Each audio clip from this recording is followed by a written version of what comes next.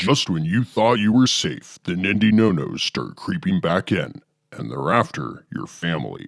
It's Wednesday, February 1st. Do you know where your children are?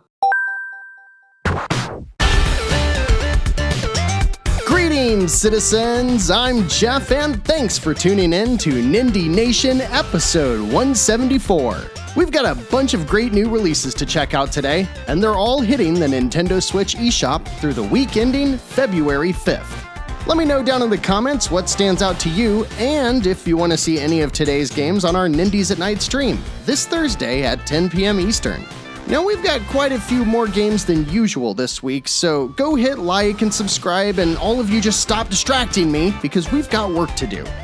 These are the 15 new notable Nindies hitting the Nintendo Switch through Sunday, February 5th. First up is a game I think is going to do really well on the Switch, as Devolver Digital ports Trek To Yomi for $19.99. While the team at Flying Wild Hog is over 300 developers strong with recent releases such as Space Punks and Evil West, it was a small incubator team who made this cinematic samurai game that saw pretty average reviews when it released earlier last year. It's basically like playing through a samurai movie, with a lot of film grain, changing camera angles, and tons of cinematic flair. It's a gorgeous game, but for some reason, the lower fidelity stylings take very well to the Switch's reduced graphical power, so it suits it well. I've heard this is a really tough game, but I also know more than a few people who loved it, so if a lack of challenging samurai story-driven games is what's causing you pain, I think we found a cure for what's ailing you. Then on Tuesday, February 1st, a couple of new Nindies drop, starting with Gunscape for $14.99. It's an older game by Blowfish Studios dating all the way back to 2016, where clunky, low-poly first-person shooting is mixed with world-building. It also saw average reviews upon release, but has grown quite a bit since then. I'd wait for reviews because Blowfish has been a mixed bag with performance on their Switch releases, but otherwise, I think this looks like a good time. We've also got, I'm gonna butcher this, Albaceti Warrior for $10. This one, we might have to check out. Developed by Gamera Nest, this is a comedy-first beat-em-up about a Spanish ninja fighting Western cowboys? Nothing makes sense here, nothing, but it's got that Kill Bill meets Looney Tunes vibe that I'm just eating right up. Again, no idea if it's good, but I'm hoping we can check it out together this week during Nindies at Night, so let me know if you want to see more of this one. Moving on to Wednesday the 2nd, we've got all kinds of stuff on the table, including this pervy visual novel about a lazy anime schoolgirl Cupid who shot a love arrow into a barista and now must decide between letting her childhood friend kidnap her or admitting to date rape. Like all other titles that start with Sakura, Sakura Cupid by Gamuzumi is all kinds of gross. Oh, that's nasty. And then it bears repeating every few months, so a quick reminder that Kairosoft still makes games. This week it's Jumbo Airport Story for $15, but you should not buy any of their games, with the only exception being the original game dev story on your phone. Seriously though, go get that game, it's great. It's like $1 or maybe it's free, but also, seriously, don't touch anything else from them. As I sit here writing this in my daughter's dance school on Friday night, I feel like the team at Mopeful Games is calling me out through the description of their game Fashion Police Squad. See what I mean? Look at this picture. This is my feet. Right now. It's a retro aesthetic first-person shooter that's kinetic and fast with lots of mobility, verticality, and grappling hooks. Well, I mean, it's a belt, but who doesn't love grappling anything, you know? Apparently, you're out to rid the world of people like me who wear unfashionable shoes and then pair said faux pas footwear with socks, but like, I'm a dad, so back the f*** off, alright? It's what we do. This game looks hilarious, and while I can't tell if it's any good, it still looks really fun to play. Steam reviews have been kind to it so far, and it launches with a discount for $17, so what do you think? Load this one up for Nindies at Night, or do we revel in our unfashionable attire without prying eyes?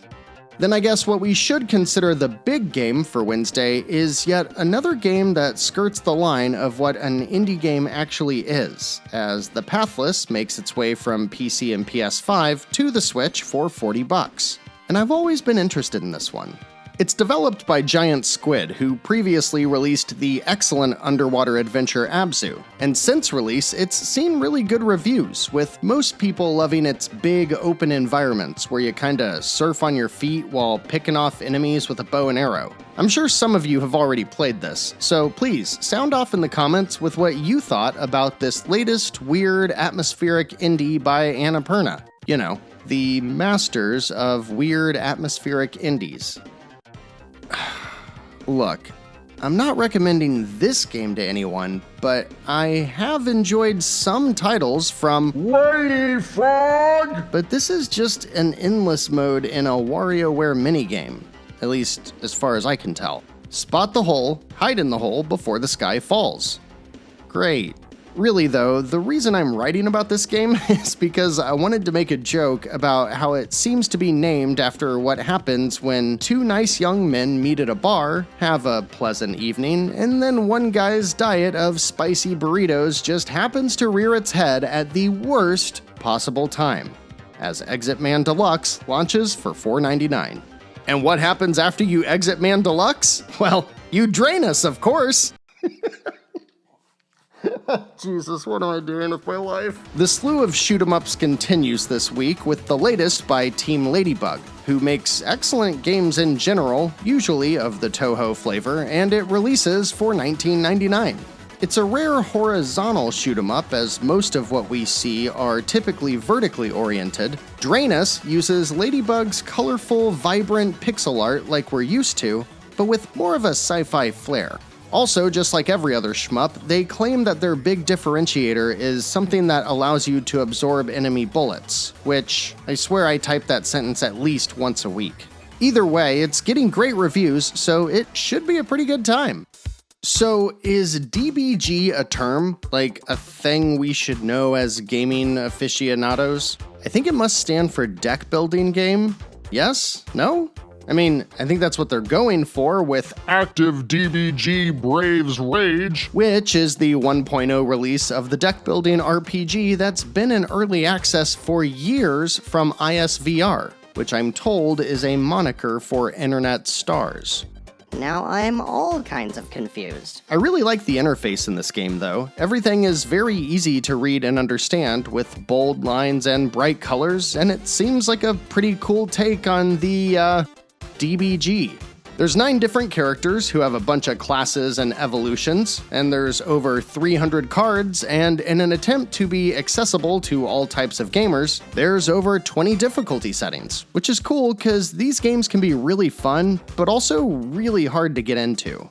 And actually, its battle system uses active time, so you'll be leaning in and making fast decisions constantly rather than just watching battles play out between turns. All in all, teaming up with Astrolab Games, Braves Rage drops for $19.99 and just might be one of the next great card combat RPGs. Hey! Anyone here down to, quote, power up your aesthetically pleasing hack OS of choice and download the latest forbidden tools. It's time to penetrate some software firewalls and hack some hyperfractals. The part of me that spends all day working with companies on cybersecurity as a day job is gagging at that description. How's about some hacksaws, fellow kids? Am I right, lols? Anyways, Radiant Flux Hyperfractal 4.0 is one of those puzzle adventures where you interface with a computer of some sort. The original version received pretty mediocre reviews on the Wii U, but a lot of time has passed and Tax Games is still at it, so since a good deal of you dig games like these, I left it in the rundown. If you're unsure, it's only $1.99, so maybe throw some gold coins at it, or save those gold coins for the last game in today's episode. He's foreshadowing! 4 games round out the week on Thursday the 3rd, and good ol' Red Deer Games is back with something terrible called Sport and Fun Swimming, which is a bunch of Wii-era shovelware minigames. There's only one reason I'm including this game though, because I just had to ask. Does it say something bad about me that as I flip through these screenshots, the only thought going through my head is if it's possible to just not push the button that makes the kids swim and then, watch them all drown? Hey, don't make that face at me. I wasn't the one who made the $20 game about children and animals drowning, okay? I mean, who are we kidding? This is Red Deer Games. It's not $20. It's gonna launch with a 90% discount. Speaking of dumb games about pets, I'm kinda surprised to see Ratalaika's latest release. Not only is Pets at Work just a simple, cozy puzzle game for up to 4 players for $4.99, which I guess is fine, but it's also another game of theirs not releasing on Friday. And that kind of drives me crazy because I'm used to anchoring their show around their Friday releases. But that just means we get to wrap up the week with 2 games that both look great.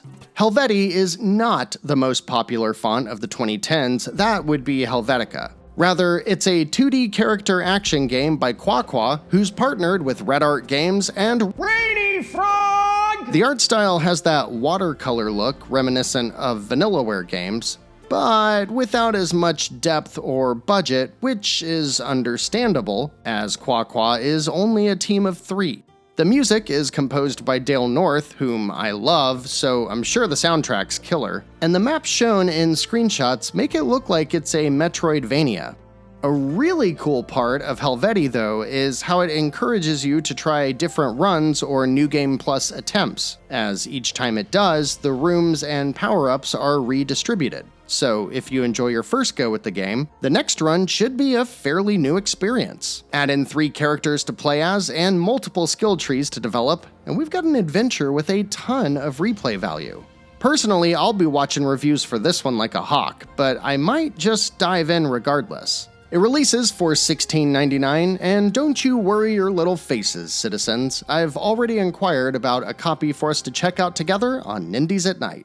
And last up this week is a game I recommend you buy because after being recommended to me by random in the Nindie Nation Discord, I had a great time playing it on my PC and Steam Deck.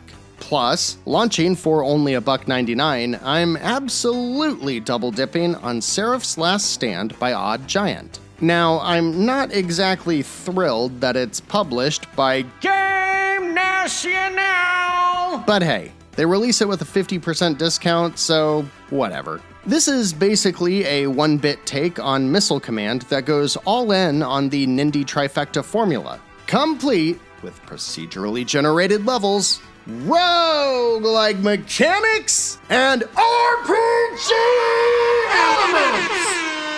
You play as a wizard who walks side to side on the bottom of the screen and shoots up at waves of enemies flying in from the top. Every time you defeat a wave of enemies, you pick a randomized power-up and then just, see how far you can get. If you were taking notes and you're now wondering, yes, it's basically Vampire Survivors, but on a 2D horizontal plane instead of a sprawling top-down area. It's been a few months since I was last sucked into this game, but I recall my only real complaint being that the meta progression took way too long to get going. See, as you play, enemies will very occasionally drop blue gems, and those are the gems used to invest in permanent upgrades, like rate of fire, power, health, and so on. Any given 20-minute run might only net 1 gem, and the upgrades started at requiring 25 gems, so do the math and you'll see what I mean. You can, though, instead invest your upgrades into making more gems drop, and that does dramatically help. Plus, I know a lot of patches have released since I last played it, so perhaps that smoothed out the progression. Either way, I still put over a dozen hours into this game, and for $2, I think it's hard to be too critical of the game's smaller issues. I'm recommending this game to pretty much everyone who watches Nindie Nation, mostly because of its simplicity and price. But if you want to see more, I've already pre-ordered it, and we'll have it ready to go this Thursday on Nindies at Night. Lots of good stuff this week. If you're wanting something with AAA polish, To Yomi and the Pathless look like good options, just make sure the ports perform well before you dive in. And Drainus, so far, is getting rave reviews, so there's a nice big budget game for shoot-'em-up fans too. As for the more traditional Nindies, I'm looking forward to Gunscape, Albaceti Warrior, Fashion Police Squad, Helvetica, and Serifs Last Stand. Pretty great week, so let me know what you're planning to pick up down in the comments, and be sure to call out anything I may have missed. Mike? We'll be checking out a couple of these games on Nindies at Night this Thursday at 10 p.m. Eastern, so try to swing by because it's always a good time, and in the meantime, come hang out with us on Discord to keep the Nindie conversation going. The Game of the Year video is getting very close to completion, and to celebrate, I'll be running a contest for some eShop credit, so stay tuned to Discord and the YouTube community tab for more details later this week. As for next week, Daily Dadish should be a fresh spin on a great series, and Legion of Doom just might be the most shameless Vampire Survivors clone we've seen yet. But later on in February, things are really ramping up, so be sure to stick around as we cover all the great Nindies yet to come, because we're all done for today. Thanks so much for watching, liking, subscribing, and sharing this video with others. Until next week, I'm Jeff. This has been Nindie Nation episode 174, and remember, no matter what type of game you're looking for, Nindie Nation will be right here to help you find just the thing to keep your Joy-Cons synced.